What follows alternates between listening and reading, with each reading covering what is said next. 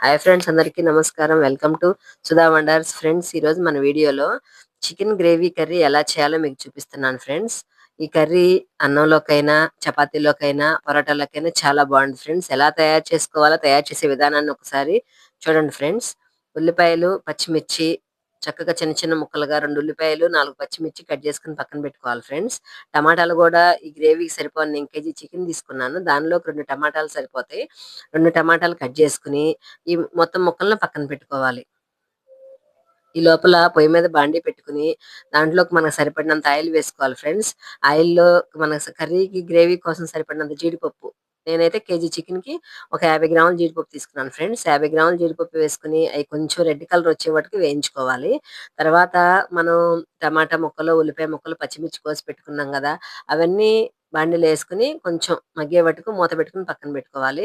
కొంచెం దానికి సరిపడినంత ఉప్పు వేసుకొని దాన్ని అలా వదిలేసేయాలి ఫ్రెండ్స్ ఒక 10 నిమిషాలు. ఈ లోపల మనం చికెన్ తీసుకున్నది శుభ్రంగా కడుక్కొని పక్కన పెట్టుకోవాలి.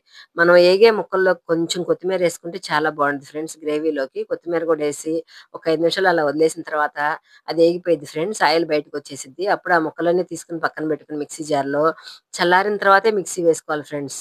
అది గ్రేవీ పేస్ట్ అయితే. అలా వేడి వేడిగా ఉన్నప్పుడు మిక్సీ వేయకూడదు. అది పక్కన పెట్టుకున్న తర్వాత మళ్ళీ అదే బండిలోకి ఆయిల్ వేసుకోవాలి. ఆయిల్ ఉంటే ఆయిల్, బటర్ ఉంటే బటర్. మీ ఇష్టం ఫ్రెండ్స్. మీ ఆప్షనే అదంతా. అలా వేసుకున్న తర్వాత దాంట్లో కొంచెం ఉల్లిపాయ ముక్కలు, కరివేపాకు, పచ్చిమిర్చి చీలికలు 2 చీలికలు చేసుకొని వేసుకోవాలి. అయి వేగే వరకు మనం ఎర్రగా రెడ్ కలర్ వచ్చే వరకు వేపించుకోవాలి వాటిని. అలా వేగిన తర్వాత ఫ్రెష్‌గా తయారు చేసుకున్న అల్లం వెల్లుల్లి పేస్ట్ వేసుకోవాలి ఫ్రెండ్స్ కర్రీలోకి. నేనైతే కేజీ చికెన్‌లోకి 2 స్పూన్లు తీసుకుంటున్నాను. అదేసుకొని కొంచెం తిప్పి పసుపు, కూరకు సరిపడినంత పసుపు కూడా వేసుకోవాలి ఒక చిటికెడు. అది మొత్తం వేసి ఒక్కసారి తిప్పుకొని కొంచెం రెడ్ కలర్ వచ్చే వరకు వేయించుకోవాలి. తర్వాత మనం కడిగి పెట్టుకున్న చికెన్‌ని తీసుకొని ఆ కర్రీలో వేగే దాంట్లో ఏసేసుకోవటమే ఫ్రెండ్స్. అలా ఏసిన తర్వాత మొత్తం కూరంతా ఒకసారి తిప్పుకోవాలి. మసాలా అంతా ముక్కలకి పట్టేటట్టుగా తిప్పుకొని ఒక 5 నిమిషాలు అలా వదిలేసేయాలి. తర్వాత దానికి సరిపడినంత కూరకు సరిపడినంత ఉప్పు తీసుకొని వేసుకోవాలి. కలిపి శుభ్రంగా కూర మొత్తం కలపాలి ఫ్రెండ్స్. ముక్క ముక్కకి ఉప్పు పట్టాలి, మసాలా పట్టాలి. అలా తిప్పి పెట్టుకోవాలి. మూత పెట్టేసి ఒక 5 నిమిషాలు వదిలేయాలి ఫ్రెండ్స్.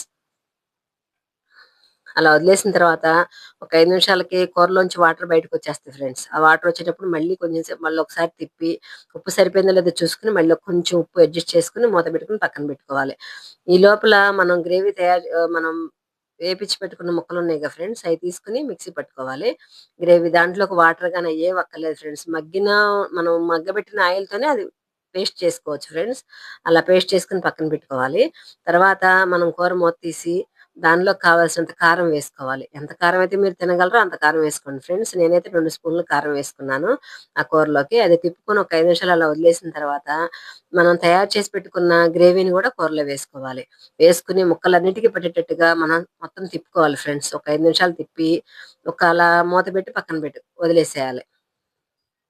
వదిలేసిన తర్వాత ఒక 5 నిమిషాలకి గ్రేవీ అంతా ఆ కూరకు పట్టుకుని ఆయిల్ అంతా పైకొస్తా ఉండిద్ది ఫ్రెండ్స్. అప్పుడు మనకు వాటర్ ఎంత కావాలో ఆ కూరలోకి మన గ్రేవీకి ఎంత వాటర్ తీసుకోవాలనుకుంటున్నామో మనకు కావాల్సినంత ఒక గ్లాస్ అయితే ఒక గ్లాసు, అర గ్లాస్ అయితే అర గ్లాసు పోసుకొని ఆ కూరను మొత్తం తిప్పుకొని మూత పెట్టి ఒక 10 నిమిషాలు మీడియం మీద పెట్టుకున్న మంటని మనం మగ్గించుకోవాలి కూరంతా. హై ఫ్లేమ్‌లో గాని, మరీ స్లోగా గాని పెట్టకూడదు ఫ్రెండ్స్. మీడియం ఫ్లేమ్‌లో పెట్టుకొని కూరంతా మగ్గే వరకు అలా వదిలేసేయాలి మూత పెట్టి. తర్వాత ఒక 10 నిమిషాలు అయ్యేసరికి కూర మొత్తం ఉడికిద్ది ఫ్రెండ్స్. అలా ఉడికినప్పుడు ఆయిల్ అంతా అలా బయటకొస్తా ఉంటది. అప్పుడు మనం తయారు చేసి పెట్టుకున్న గరం మసాలా, ఇంట్లో తయారు చేసి పెట్టుకున్న గరం మసాలాని నేనేస్తున్నాను.